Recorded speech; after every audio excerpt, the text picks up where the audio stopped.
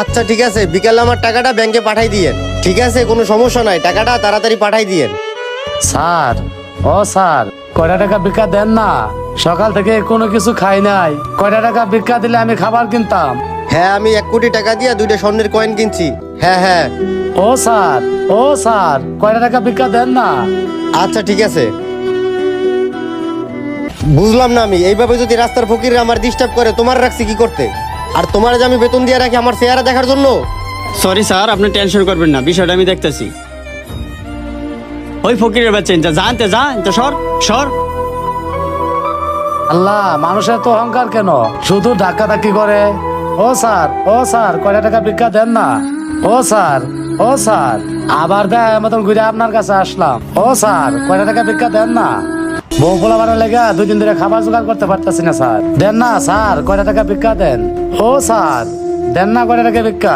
2 দিন ধরে পেটের ভিতরে খিদা চুচু করতেছে। ও স্যার, দেন না কয়টা টাকা ভিক্ষা।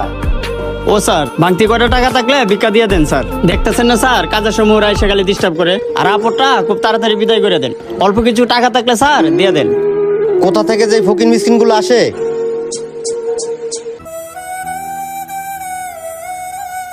হ্যালো, যে বিষয় নিয়ে আপনার সাথে কথা বলতে চাইছিলাম। আল্লাহ, এটা দেখি সোনার কয়েন। আরে কি এটা আবার না দেখা দিল? আরে কোথা থেকে ফৈন্নি গুলো আসে? আরে না ভাই, আপনারে বলি নাই। কি ব্যাপার? আমি তো কিছুই বুঝলাম না। স্যার, এই যে আপনার সোনার কয়েন। এই কয়েন আমি ওরে দিব না। ও অনেক অহংকারী লোক। এই কয়েন ওরে দেওয়া যাবে না। এই কয়েন গুলি বেচা আমি বড় লোক হয়ে যাবো। যাই, কয়েন গুলি বেচাতে আসি।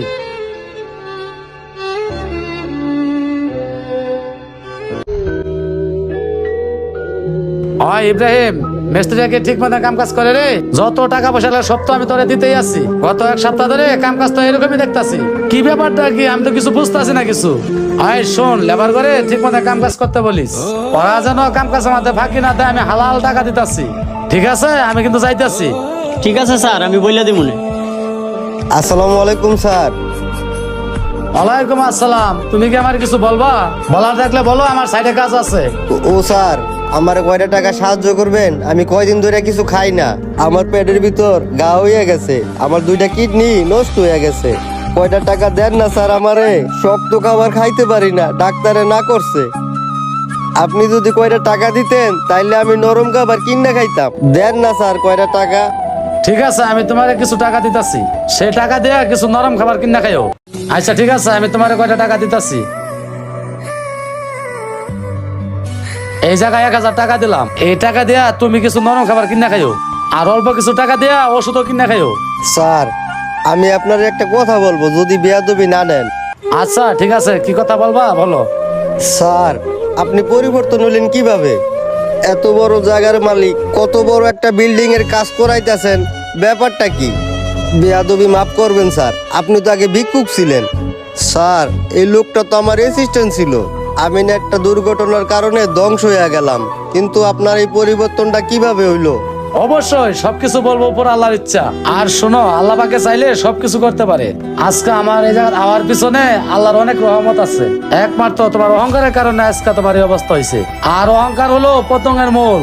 তুমি একসময় অনেক অহংকারী ছিলা, সেই কারণে আজকে তোমার এই অবস্থা।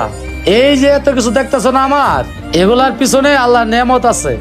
শোনো, অহংকারীকে আল্লাহও পছন্দ করে না। আর শোনো একটি কথা, আজকে তোমার অহংকারের কারণে এই অবস্থা তোমার। তার মানে কি আজকে আমি ধ্বংস হয়েছি আমার অহংকারের কারণে? আমি মানুষের সাথে অত্যাচার করতাম, জুলুম করতাম, খারাপ ব্যবহার করতাম। আমি মানুষকে মানুষ মনে করতাম না, কখনো মূল্যায়ন করতাম না। এই কারণেই আজকে আমার এই দশা। এই কারণেই আজকে আমার ধ্বংসটা হয়ে গেল। কিন্তু এক সময় তো আমার অডালা ধন সম্পত্তি ছিল। কি থেকে যে কি হয়ে গেল কিছুই কইতে পারলাম না। তাহলে শোনো, তোমার এই পতন কিভাবে হলো।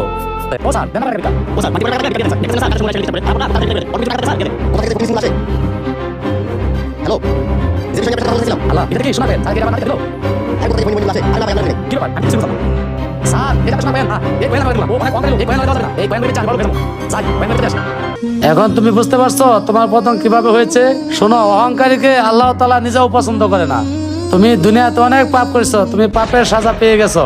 তাহলে তুমি ভালো থাকো, সাইডে আমার অনেক কাজ আছে। আচ্ছা ঠিক আছে, তুমি ভালো থাকো। এই ইব্রাহিম আয়। এ আল্লাহ, এটা আমি কি করলাম? আজকে যদি মানুষের সাথে খারাপ আচরণ, খারাপ ব্যবহার না করতাম, তাইলে হয়তো এত খারাপ পরিস্থিতিতে আমার পড়তে হইতো না। ইয়া মাবুদ, তুমি রক্ষা করো। আমাদের ভিডিওটা যদি আপনাদের কাছে ভালো লেগে থাকে, অবশ্যই লাইক, কমেন্ট, শেয়ার করবেন। আশা করি পাশে থাকবেন। ধন্যবাদ।